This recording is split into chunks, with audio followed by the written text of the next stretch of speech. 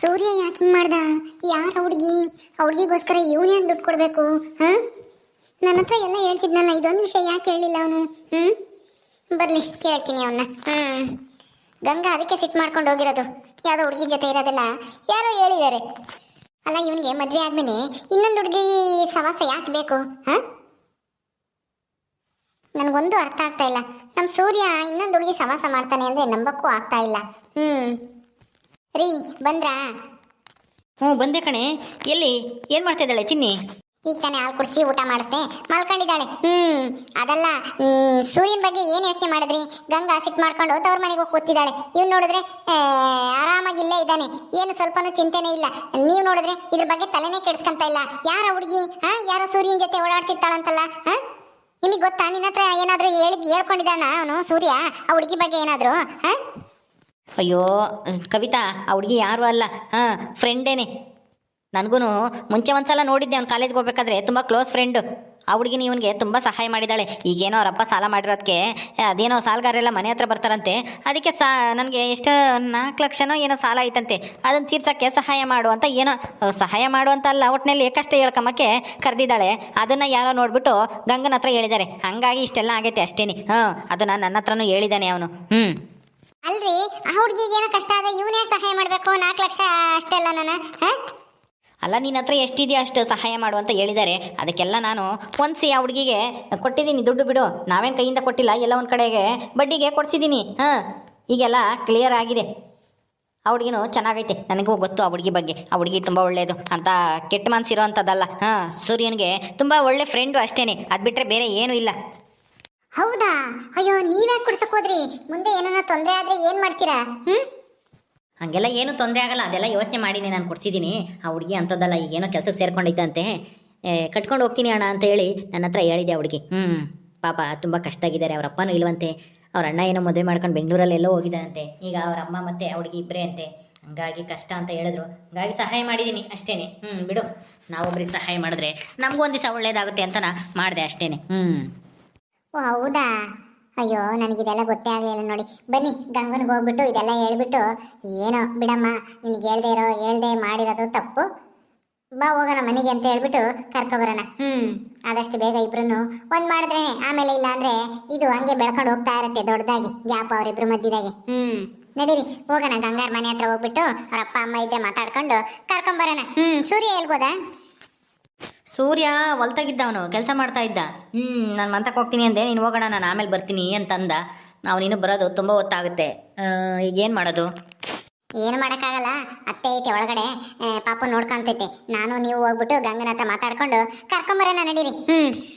ಸರಿ ಆಯ್ತು, ಬಾ. ಓ, ಸಿಂಧು ಇದ್ದಾಳೆ. ಗಂಗಾ ಎಲ್ಗೋದ್ಲು?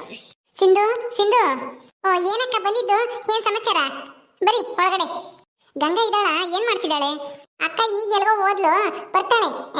ಬರೀ ಅಕ್ಕ. ಕಾಲೇಜ್ಗೆ ಹೋಗಿಲ್ವೇನೆ? ಇಲ್ಲ ಅಕ್ಕ, ಇವತ್ತು ರಜಾ, ಹೋಗಿಲ್ಲ. ನಡೀರಿ ಒಳಗಡೆ. ಕೂತ್ಕೊಳ್ಳಿ ಅಕ್ಕ, ಅಮ್ಮನ್ ಕರಿತೀನಿ. ಸರಿ ಆಯ್ತು, ಕರಿ, ಕೂತ್ಕೊಂಡಿರ್ತೀವಿ.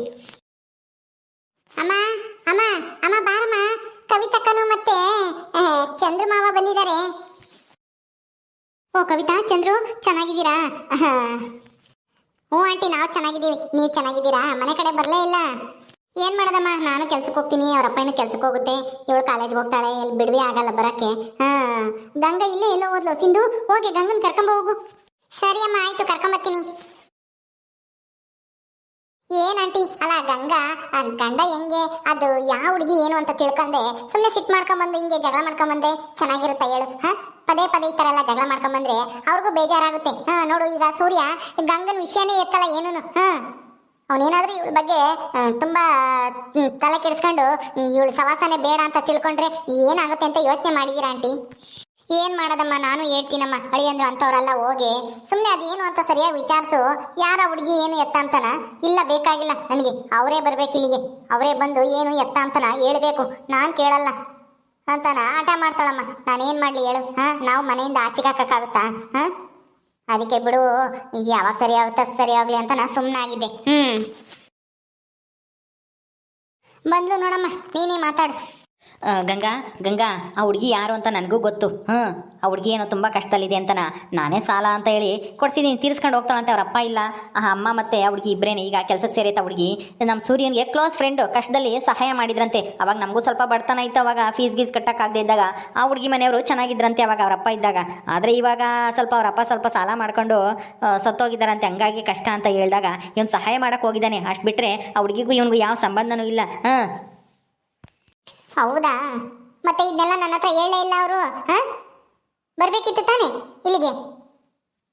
ನೀವೇ ಹೇಳ್ತಾ ಇದ್ದೀರಾ, ಅವ್ರು ಮಾತ್ರ ಒಂದ್ ಸರಿನೂ ಬಂದು ಹಿಂಗ ಆಯ್ತು ಅಂತಾನು ಒಂದ್ ಮಾತು ಹೇಳಿಲ್ಲ. ಕದ್ದು ಮುಚ್ಚಿ ಹೋಗುವಂತದ್ದೇನಿತ್ತು? ಹಂಗೆ ನನ್ನ ಕರ್ಕೊಂಡು ಹೋಗ್ಬೋದಾಗಿತ್ತಲ್ಲ. ಅವ್ರಿಗೆ ಗೊತ್ತಿಲ್ವಾ ಮದ್ವೆ ಆದ್ಮೇಲೆ ಇನ್ನೊಂದು ಹುಡುಗಿ ಜೊತೆ ಹೋದ್ರೆ ಯಾರಾದ್ರೂ ನೋಡಿದ್ರೆ ಹೇಳ್ತಾರೆ, ಮತ್ತೆ ಸುಮ್ಮನೆ ಅನುಮಾನ ಬರುತ್ತೆ. ನನ್ನ ಹೆಂಡತಿನೇ ಕರ್ಕೊಂಡು ಹೋಗೋಣ ಬಿಡು ಅಂತಾನ ಅವ್ರ ಮನ್ಸಿಗೆ ಯಾಕೆ ಬರ್ಲಿಲ್ಲ? ಹಂಗೆ ಕದ್ದು ಮುಚ್ಚಿ ಹೋಗುವಂತದ್ದು ಏನಾಗಿತ್ತು? ಯಾರಿಗೂ ಗೊತ್ತಿಲ್ಲೇನೆ. ಎಲ್ಲ ಈಗೆಲ್ಲರಿಗೂ ಯಾರೋ ನೋಡಿ ಹೇಳಿರೋದಕ್ಕೆ ನಿಮ್ಮ ಹತ್ರ ಬಾಯ್ ಬಿಟ್ಟಿದ್ದಾರೆ. ಇಲ್ದಿದ್ರೆ ಅದು ಗೊತ್ತೇ ಆಗ್ತಾ ಇರ್ಲಿಲ್ಲ. ಅಂದ್ಮೇಲೆ ಇದು ಅವ್ರು ಹೇಳ್ತಾರ ನಿಜಾನೋ ಸುಳ್ಳು ಅಂತನ ಹೆಂಗ್ ನಂಬೋದು ನಾನು? ಇಷ್ಟಕ್ಕೂ ನೀವಿಬ್ರು ಬಂದಿದ್ದೀರಾ, ಆದ್ರೆ ಅವ್ರು ಬಂದೇ ಇಲ್ಲ ನೋಡಿ ಇವತ್ತು.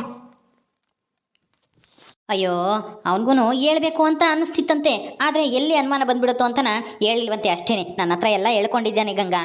ನೀನು ಅವನ್ನ ಸರಿಯಾಗಿ ಅರ್ಥ ಮಾಡ್ಕೊಂಡಿಲ್ಲ. ಅವನ ಆ ಥರ ಎಲ್ಲ ಒಂದ್ಸಲ ಯಾರನ್ನಾದ್ರೂ ನಂಬಿದ್ರೆ ಯಾರಿಗೂ ಮೋಸ ಮಾಡೋನು ಅಂತ ಅವನಲ್ಲ, ಗೊತ್ತಾ? ನಿನ್ನ ಹತ್ರ ಅವನು ಹೇಳ್ದೇ ಇರೋದಕ್ಕೆ ಕಾರಣ ನೀನು ಎಲ್ಲಿ ಅನುಮಾನ ಪಡ್ತೀಯೋ ಅಂತಾನ. ನೀನು ಮೊದಲೇ ಅವನಿಗೆ ಅವನ್ನ ಇದು ಅದು ಅಂತೇಳಿ ಯಾವಾಗ್ಲೂ ಕಂಡಮ್ ಮಾಡ್ತಾ ಇದ್ದೆ, ನನ್ನ ಮೇಲೆ ಪ್ರೀತಿ ಇಲ್ಲ ಹಂಗೆ ಹಿಂಗೆ ಅಂತನ. ಅದಕ್ಕೆ ಇನ್ನಷ್ಟು ಅನುಮಾನ ಜಾಸ್ತಿ ಆಗೋದು ಬೇಡ ಅಂತನ ಅವ್ನು ನಿನ್ನ ಹತ್ರ ಅದನ್ನೆಲ್ಲ ಏನೂ ಹೇಳಿಲ್ಲ ಅಷ್ಟೇ. ಈಗ ನೀವು ಗಂಡ ಹೆಂಡತಿಯಾಗಿ ಕೂತ್ಕೊಂಡು ಮಾತಾಡ್ಕೊಂಡು ಬಗೆಹರಿಸ್ಕೋಬೇಕು. ಅದು ಬಿಟ್ಬಿಟ್ಟು ಈ ಥರ ತವ್ರ ಮನೆಗೆ ಬಂದು ಕೂತ್ಕೊಂಡ್ರೆ ಅವಾಗ ಒಂದ್ಸಲ ಹಿಂಗೆ ಆಗಿತ್ತು, ಈಗ ಮತ್ತೆ ಹಿಂಗೆ ಮಾಡಿದ್ಯಾ, ಅವನಿಗೆ ನಿನ್ನ ಮೇಲೆ ಇಂಟ್ರೆಸ್ಟೇ ಹೋಗ್ಬಿಡುತ್ತೆ ಆಮೇಲೆ ನೀನು ಈ ಥರನೇ ಮಾಡ್ತಾ ಇದ್ರೆ. ಮತ್ತೆ ನಾನೇನ್ ಮಾಡ್ಲಿ? ಹೆಂಡತಿ ಆದವಳ ಹತ್ರ ಎಲ್ಲನ ಮುಚ್ಚು ಮರೆ ಇಲ್ಲದೆ ಹೇಳ್ಬೇಕು. ಏನೇ ಕೆಲಸ ಮಾಡಿದ್ರು, ಎಲ್ಲೇ ಹೋದ್ರು, ಯಾರನ್ನೇ ಭೇಟಿ ಮಾಡಿದ್ರು ಹಿಂಗೆಲ್ಲ ಮುಚ್ಚು ಮರೆ ಮಾಡಿದ್ರೆ ನಮ್ಗೆ ಅನುಮಾನ ಬರ್ದೇ ಇರುತ್ತ ಬಾವಾ? ನೀವೇ ಹೇಳಿ. ಅಯ್ಯೋ ಹೋಗ್ಲಿ ಬಿಡು ಗಂಗಾ, ಈಗ ಏನಾಯ್ತು? ಈಗ ಸೂರ್ಯ ಅಂತವನಲ್ಲ, ಮನೆಗೆ ಬಾ ಹೋಗೋಣ.